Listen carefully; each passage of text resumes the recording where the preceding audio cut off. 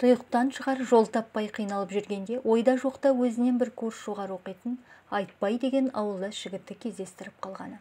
Сары ауылдың амандығын, жаңалығын естіп біліп шын қуанып қалды. Айтбайдың сессиясы енді басталатын көрінеді. Қалай, бәрін тапсырып біттің бе, деді ауылдас жігіт. Тек бір ғана емтихан қалды. Қазақ тілінен Бейсенбаев 3 рет құлатып жіберді. Билеттегі сұрақтарға да, қосымша сұрақтарға да жауап берсем де қанағат етпейді.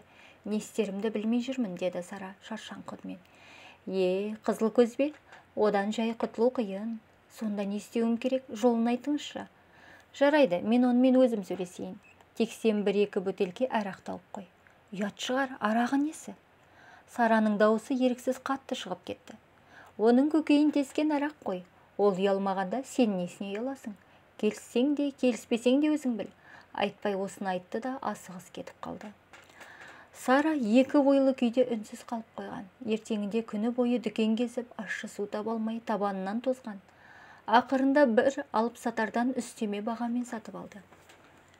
Арақты сөмкесіне салып, сәске кезінде оқу корпусына жеткен. Өз жүрісінен өзі ыңғайсызданып қылмыс жасаған кісідей қуыстана берді. Қарсы кездескен адамдар ойын оқып қоятындай ақ жүзін төмен сала берді. Айтпай шыдамсыздана тосып жүр екен. Қалай, айтқан нәрсені таптың ба, деді сұраулы жүзбен. Иә, таптым. Сара сел қосқана жауап берді, төмен қарап. Арақ өзіңде бола берсін, мен жеке барып сөйлесіп келейін. Айтпай көзді ашып жұмғанша жетіп келді де, сөйлестім. Кешке біз тұратын демалыс үйіне келетін болды. Сен тіске басар, оны мұны алып дайындала бер, деді. Сырттай оқитын студенттер демалыс үйінде тұратын. Осы бір әуре сарсаңнан жүйкесі әбден жұқарған Сара амалсыз Айтпайдың айтқандарын орындаған. Өз еркіңнен тыс көз қарасыңа, наным сеніміңе жат әрекетке барғаннан асқан жаман нәрсе бар ма? Мұндай іске барамын деген 3 ұйықтаса да түсіне кірмеген. Қайбір жетіскеннен дейсің, амалсыздықтан. Сара осылай өзін біресе ақтап, біресе жазғырып отырғанда Айтпай қызыл көзді ертіп жетіп келді. Әжептәуір атағы абыройы бар адамның тойға келгендей емін-еркін келуі Сараға ерсі көрінді. Бөлменің есігін аша бере абдырап, қипақтап қалды. Ұялғаннан 2 беті ду-ду ете түсті. Дастархандағы тағамды, арақты көргенде қызыл көздің жанары жайнап, жұтынып сала берді. Міне, баяғылы бері осылай ету керек еді, деді де, төрге отырған күйі шіміртпестен. Сара оның сөздерін іштей жақтырмағанымен, онша сыр бермей үнсіз қалды. Айтпай 2 рюмкаға арақты бөліп құя бастап еді, анау, қарындасқа неге құймайсың деп отырыңдай секіп қалды. Жоқ, мен ішпеймін, өздеріңіз ала беріңіздер ағай, деді Сара ат-тонын ала қашып.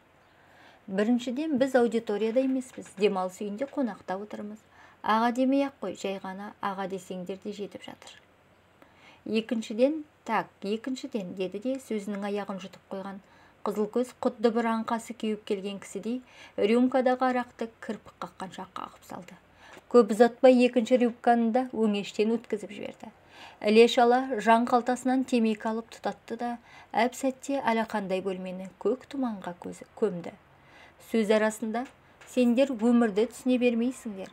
Міне мынау түсінетін жігіт, деп Айтпайды арқадан қағып қойды. Сара бағаналы бері байқамапты. Қызыл көз лезде масайып үлгеріпті. Көздері бұлдырап, әр сөзді сағызша созып, тілі де икемсіз бұлдырлай бастапты. Бір сәт Айтпайға көзін қысып, шыға тұр деп ишарат білдірді. Сараның ойында дәнеңе де жоқ. Бағамды оңашада қойып бергелі отыр екен деп шешті іштей. Айтпай шығып кеткеннен кейін қызыл көз өзін еркінде ұстап, ал қарындас, баға қою ешқайда қашпас. Қашқақтай бермей жақын отыр. Мен сені жеп қоймаспын. Бұл өзі әрі жақсы отырыс, әрі демалыс болды ғой, деп жымысқылана күлімсіреп. Сара оның бұл сөздерінен шошып қалса да сыр бермей, ертең ертелеп сабаққа баруым керек. Уақытта біраз жерге таяп қалыпты, деді кетуге ыңғайланып. Сабақ дей бермеш, о жағынан қам жеме. Амандық болса мен сені өзім оқытып шығарамын. Бір дастарханнан дәм татып, жақсы таныс болып қалдық дегендей, деді Маймун келіп. Жоқ, рахмет, сіз көмектеспей ақ қойыңыз, өзімнің де шама-шарқым жетеді. Әңгімелерінің жараспайтындығына көзі жетті ме, қызыл көз лезде әңгімені басқа арнаға барып. Ау, сен өзің ішпегенсің бе, қалай өзі, деп Сараның алдында тұрған рюмканы айналдырып қарай бастады. Давай қане алып қой, деп Өзәусіреп бұлар емес. Сара орнында міз бақпай отыра берді. Қызыл көз іле түсін суытып. Ішпейді екенсің, онда әңгіме басқаша, баға қоймаймын. Қайда барсаң онда бар, жолың ашық. Келгеніңізмен кері қайта бер, деді ашу шақырып. Ананың өзіне дауыс көтеріп зілденгені Сараның намысына тиіп кетті. Алғашында шығып ақ кетейін деп еді, осы бәледен тезірек құтылсам деген ой аяғын тұсағандай болды. Қызыл көз де осыны сезіп қалғандай. Қане алып жібер, ештеңе етпейді деп рюмканы қолына зорлағандай болып ұстатқан. Арақ дегенді Сара сірә да аузына алып көрмеген. Мөңкіген иісінің өзі жүрегін айнытып, лоқсытып жібере жаздады. Көзін жұмып рюмканы көтере берген сол еді, қалай жұтып қойған өзі де білмей қалды. Тамағына тас тығылғандай тынысы тарылып, тұншыққандай болды. Ішілген арақ өңешін жалындай шарлап, өн бойын ысыта жөнелді. Көп ұзатпай қызыл көз екінші рюмканы жұп болсын деп қояр қоймай ішкізді. Бұл жолы Сара аузын қолымен қалқалап, әлсіз ғана қарсылық білдіргендей болған. Анауда бетінен қайта қоймады.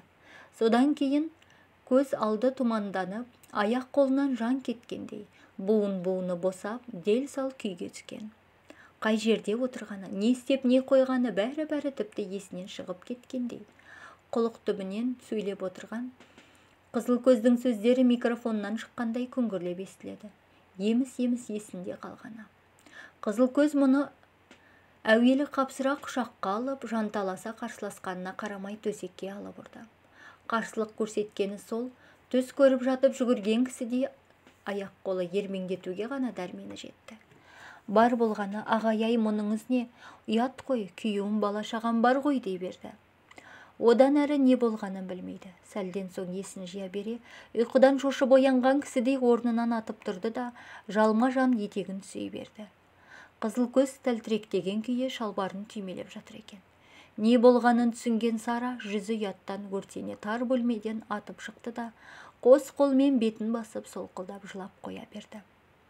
Сыртта айтпай тұр екен. Ол аң-таң болып, саған не болды, қой жылама, дей берді аузына басқа сөз түспей. Ұятай, жұртқа не бетімді айтамын. Не бұлай істедіңіз аға? Сөйлесіп неңіз бар еді, деді Сара өксігін басалмай. Не болды, бағаңды қойып берілме өзі? Бүйтіп оқыған оқу құрысын, тап қазір тура ауылға қайтамын. Жүзі жасқа малынған Сара айтпайдың жұбату сөздеріне құлақ асқан жоқ. Жоқ, ол айтпайға өкпелі емес, бәріне кінәлі өзі. Сыйқыңа не болған, Сара? Өң жоқ қой. Әлде Алматыдан біреуді тауып қиялмай отырсың ба, деді.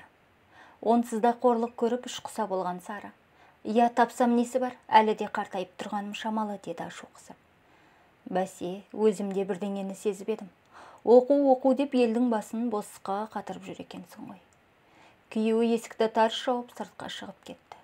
Ымырт түсе ұйқыға жатқан Сара ертеңіне күн көтеріле бере әзер оянды. Онда да күйеуі оятты.